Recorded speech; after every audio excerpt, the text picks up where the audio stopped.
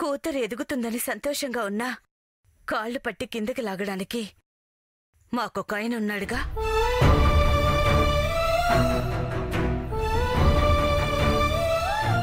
అబ్బా వాడి సంగతి వదిలేయమ్మా. ప్రణయ్ భార్య అవగానే మన ప్రేమ స్టేటస్ మారిపోయింది.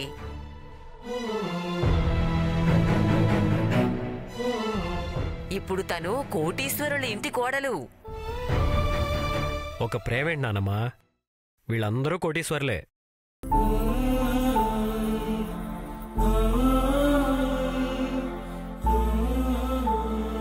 కోటీశ్వర్లు కానీ కార్లు మాత్రం మయ్యవు.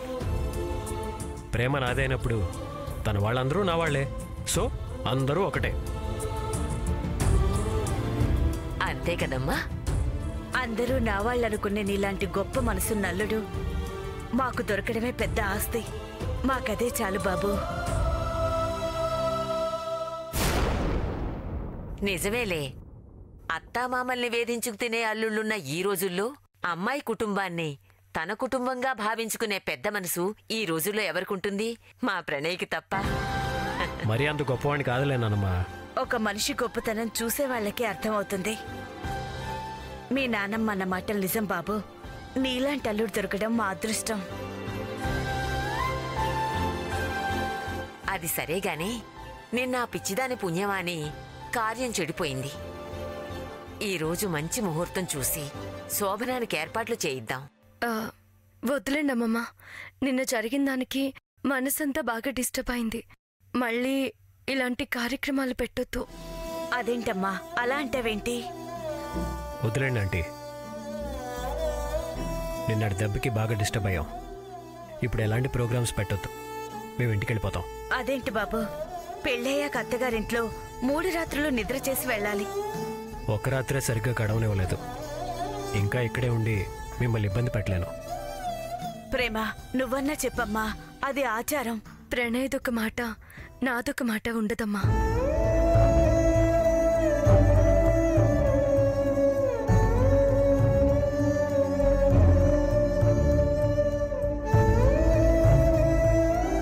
మనసు బాగున్నప్పుడే ఆచారాలు. ఆ మనసు బాగోలేనప్పుడు ఏమీ చేయలేమమ్మా. ఏమీ అనుకోవద్దంటీ, మళ్ళీ వస్తాంగా. అయ్యో రారని కాదు బాబు. సర్లే అమ్మాయి, ఇద్దరి మనసులు బాగలేవంటున్నారుగా, ఏం చేస్తాం? ప్రేమ నా మాట వినమ్మా. వినేంత ప్రశాంతంగా మేము లేమమ్మా. ఆంటీ, ఇక్కడ ఉన్న దగ్గర నుంచి జరిగింది గుర్తొచ్చి డిస్టర్బ్ అవుతూనే ఉంటాం. ప్లేస్ మారితే కొంచెం రిలీఫ్గా ఉంటుంది. మీరేమనుకోకండి. ప్రేమ, ఆ బట్టలు అవి సర్దు, బయలుదేరుతాం.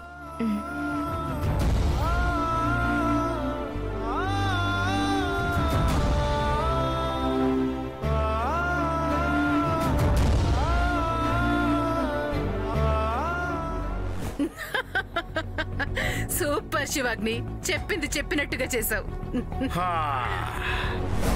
అమ్మా శివమ్మ, మొత్తానికి అనుకున్నది సాధించానంటావు.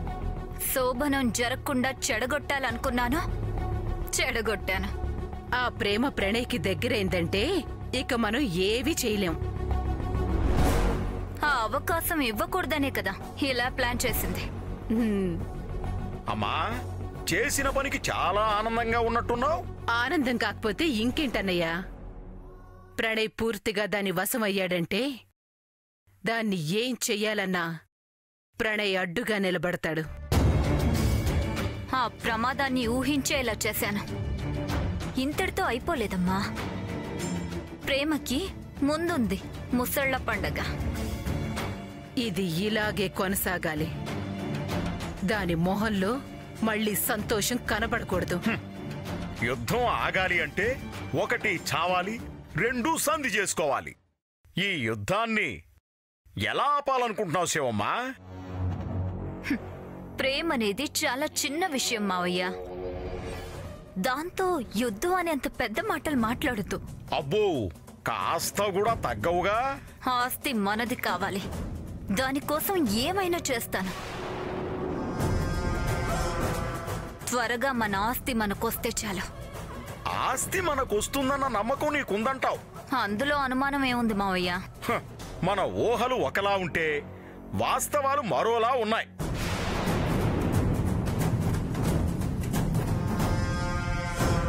ఏంటి ఒకళ్ళకొకళ్ళు మొహాలు అలా చూసుకుంటున్నారు? తర్వాత తీరిగ్గా చూసుకుందురులే గాని ఒక్కసారి ఇది చూసి ఆస్తంత ఈజీగా మనకు వస్తుందో రాదో చెప్పండమ్మా.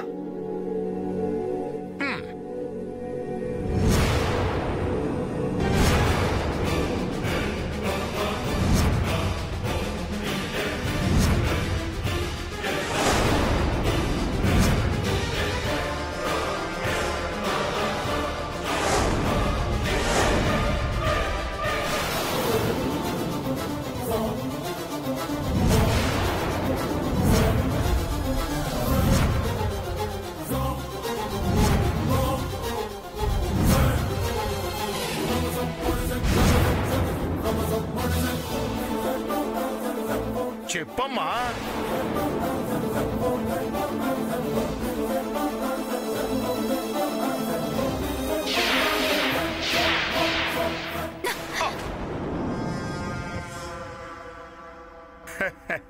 పేపరు పడేసినంత మాత్రాన, పాలు పారబోసినంత మాత్రాన, పూలు విసిరేసినంత మాత్రాన ఆస్తులు రావు శివమ్మా. ఓ ఇదిగో ఇలా కోపంగా చూసినా గాని రావు. ఒక కార్యక్రమాన్ని ఆపినంత మాత్రాన వాళ్ళు భార్యాభర్తలు కాకుండా పోరు. చూడమ్మా, వాళ్ళిద్దరి జంట పేపర్ మీదకొచ్చాక ఆస్తి మనకు వస్తుందంటే ఎలా నమ్మమంటావమ్మా? మావయ్య,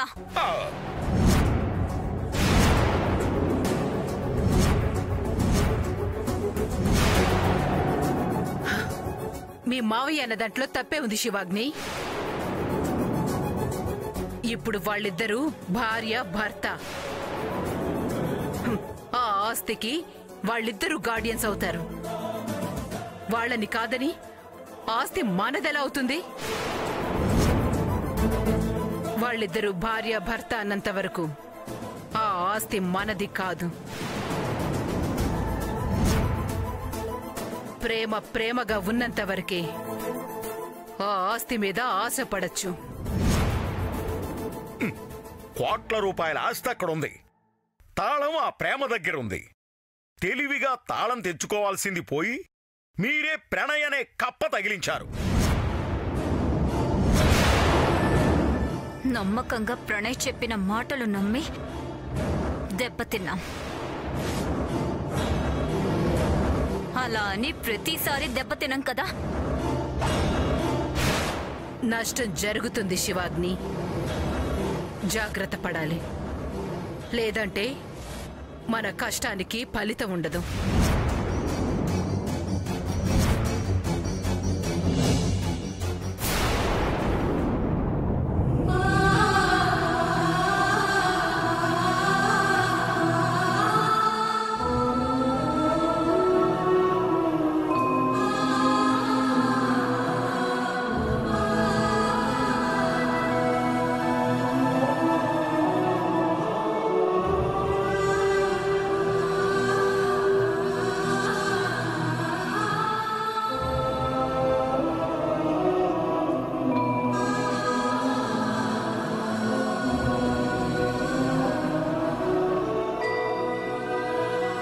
ఏమైందే?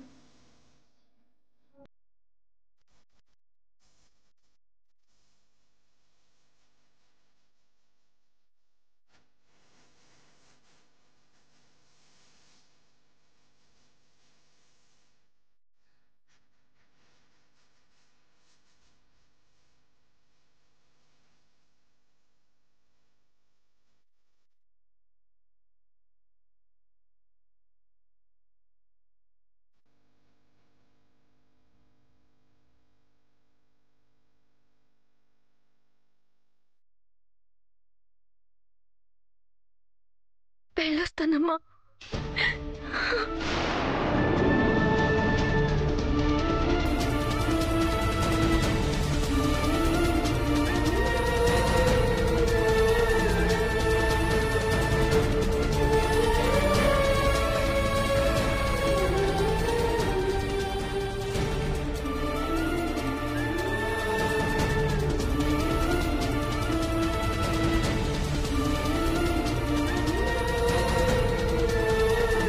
పుట్టినిల్లు నీకు కష్టం తప్ప ఏమీ ఇవ్వలేకపోతుందమ్మా. పుట్టిల్లు కష్టాన్నిచ్చినా ఎదుర్కొనే ధైర్యాన్ని నువ్వు ఇచ్చావు కదమ్మా. నాకు అది చాలు. ఆంటీ, ప్రేమ ఇప్పుడు నా భార్య.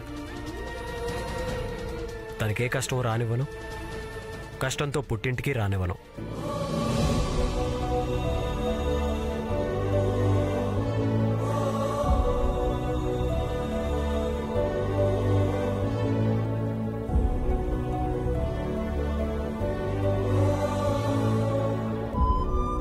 చూడమ్మా, ఇన్నాళ్ళు నీ పరిస్థితి వేరు.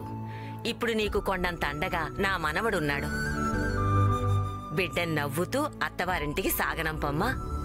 పెళ్ళై మొదటిసారి నా ఇంటికొచ్చిన నా బిడ్డకి ఏ సంతోషాన్ని ఇవ్వలేదు. కనీసం పుట్టింటి సారి కూడా ఇచ్చి పంపించలేకపోతున్నాను. బంగారం లాంటి ప్రేమనిచ్చావు, అంతకంటే ఇంకేం కావాలి చెప్పు. అమ్మా ప్రేమ, రాహుకాలం రాకముందే బయలుదేరాలి. అమ్మా నాన్న దగ్గర ఆశీర్వాదం తీసుకో అమ్మా, బయలుదేరదాం.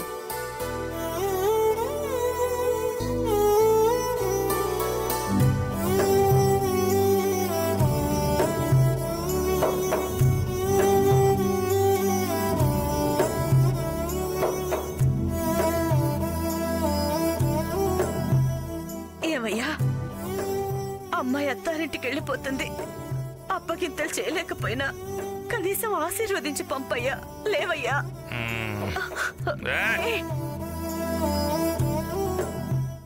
మొత్తం దిగిపోద్ది. ఇప్పుడు ముందు నిలబడాల్సింది, బిడ్డకి ధైర్యం చెప్పాల్సింది నువ్వేనయ్యా. లేవయ్యా, లేవయ్యా. బిడ్డకి ధైర్యం చెప్పాల్సింది నువ్వేనయ్యా. లే.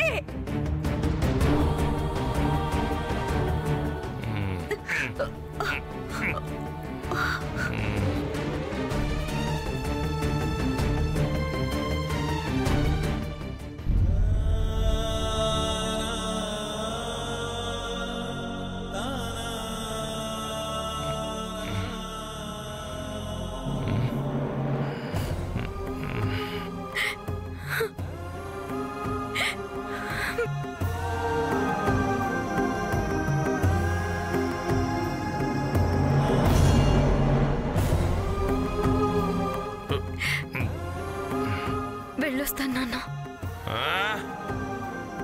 వెళ్తున్నావా? వెళ్ళిపోతున్నావా?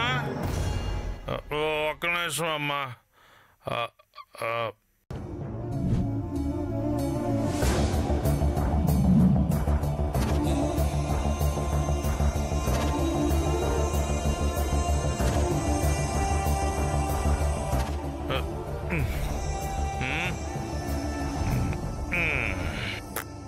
డబ్బులు లేవు.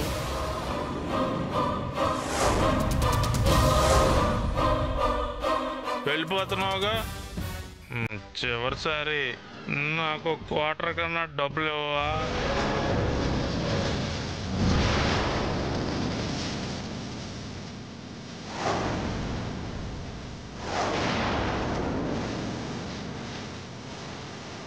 అయ్యో,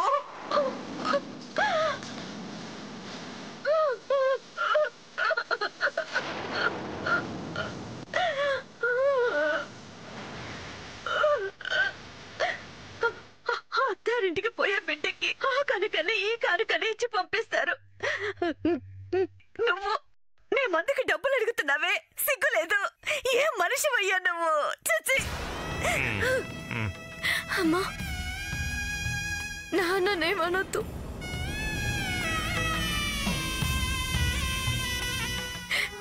నాన్న, నాకు నువ్వేమి ఇవ్వద్దు నాన్న. అమ్మని పిల్లల్ని బాగా చూసుకుంటానని నాకు మాట ఇవ్వు చాలు. మీకే లోటు రాకుండా నేను చూసుకుంటాను. నాకు మాట ఇవ్వు నాన్న. మాట మాట మాటగా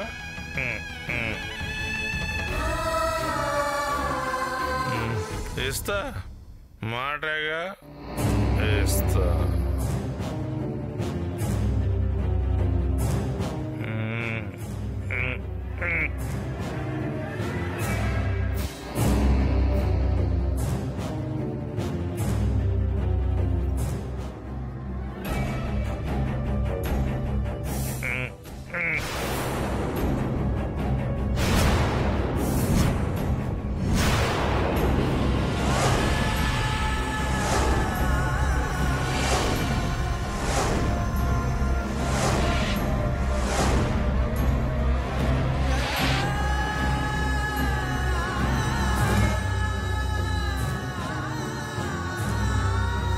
అమ్మా, దుర్ముహూర్తం వచ్చే టైం అవుతుంది, రండి.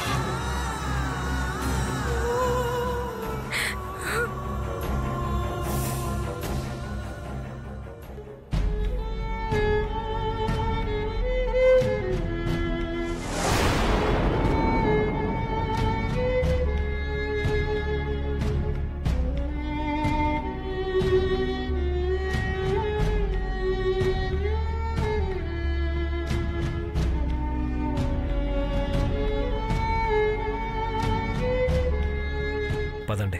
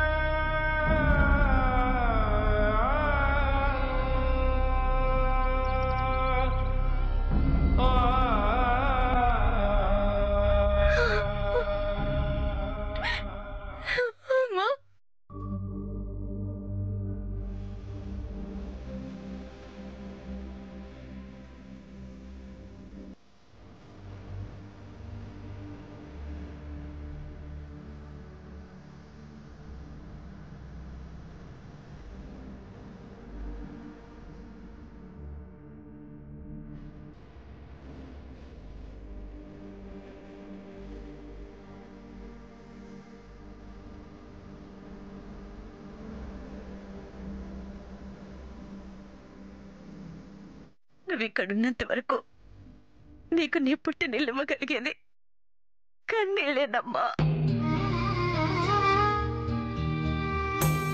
నీకు ఈ ఇంటి కన్నా ఆ ఇల్లే నయం.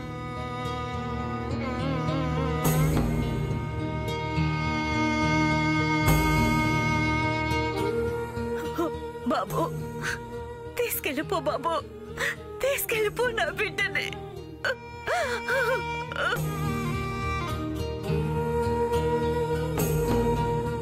ఆంటీ, అంకుల్ వల్ల ఎన్నేళ్ళుగా బాధపడుతున్నారో నాకు తెలీదు.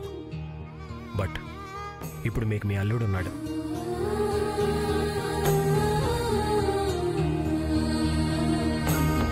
ఎప్పుడు ఏ కష్టం వచ్చినా నాతో చెప్పండి. ఆ మాట చాలు బాబు. పదమ్మ, టైం అవుతుంది, రాహుకాలం వచ్చేస్తుంది.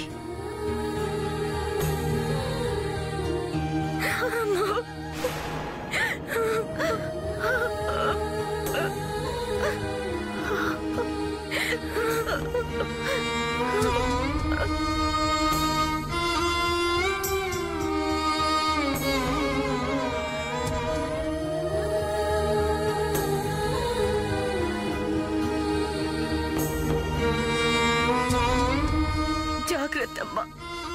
ప్రణయ్ చెప్పినట్టు నడుచుకో. ఆ ఇంటికి వెళ్ళాక ఈ ఇంటి ఆలోచనలు వదిలే.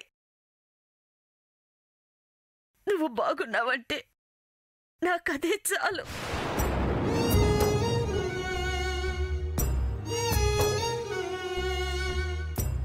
బాబా, ప్రేమకి ఏమీ ఇవ్వలేకపోయినా పద్ధతిగా ఉండడం నేర్పించాను. నా బిడ్డ మీ ఇంటి గౌరవం నిలబెడుతుందే కానీ తలదించుకునే పని ఎప్పుడూ చేయదు.